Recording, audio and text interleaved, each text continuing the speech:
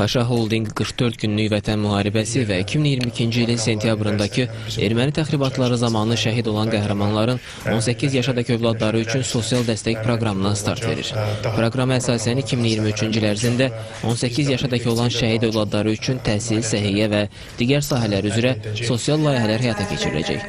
Həmçinin bayramlarda da bu kateqoriyadan olan şəxslərə müxtəlif məhsullardan ibarət bayram paketləri təqdim ediləcək. İlk belə sovqatlar dekabrın 22-sindən etibarən Regional İnkişaf İctimai Birliyinin könüllülərinin də iştirakı ilə ailələrə paylanılmağa başlanılacaq. Bravo supermarketlər şəbəkəsi tərəfindən 2023-cü il ərzində olacaq bayramlar ərəfəsində bura aiddir Novruz bayramı, Ramazan bayramı, Qurban bayramı, Zəfər günü, 31 dekabr Dünya Azərbaycanlıların həmrəyliyi günü və yeni il ərəfəsi.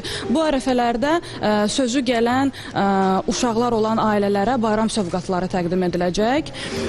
Daha sonra 1 yanvar 2023-cü il tarixindən etibarən Paşa Sığorta tərəfindən bu uşaqlar sığortalanacaq və sığorta paketi bu genişləndirilmiş bir paket olacaq. Bu nə deməkdir? Bura stomatologiya sahəsi, xroniki xəstəliklərin müayinəsi və müalicəsi, bu kimi xidmətlər də əlavə olunacaq və eyni zamanda sentyabr ayına yaxın, yeni tədris ilinin başlanmasına yaxın 44 günlük vətən müharibəsində şəhid olan şəxslər və sentyabr təxribatı zamanı şəhid olan şəxslərin 18 yaşına dək olan övladları üçün məktəbli ləvazimatların təqdim edilməsi, bu istiqamətdə fəaliyyətlər görüləcək. Hesab edirəm, bu cür layihələrin həyata keçirilməsi olduqca vacibdir. Bu, hər birimizin məsuliyyətidir. İnsan, vətəndaş olaraq çox əhəmiyyətlidir və vacibdir və mən bu cür layihələrin həyata keçirilməsinə görə Paşa Holding və onun törəmə şirkətlərinə özlərinin təşəkkürümü bildirirəm. Layihə 2023-cü il üçün nəzərdə tutulubdur.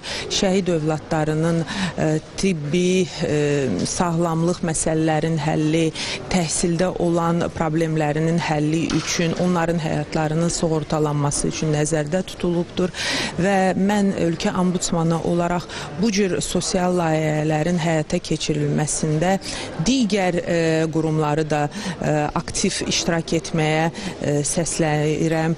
Paşa Holding hər zamanki kimi şəhid ailələrinin, ehtiyacı olan insanların yanındadır və onun keçirdiyi bu tipli layihələr Azərbaycanın inkişafı, ehtiyacı olan insanlara dəstək baxımından çox böyük əhəmiyyətə malikdir.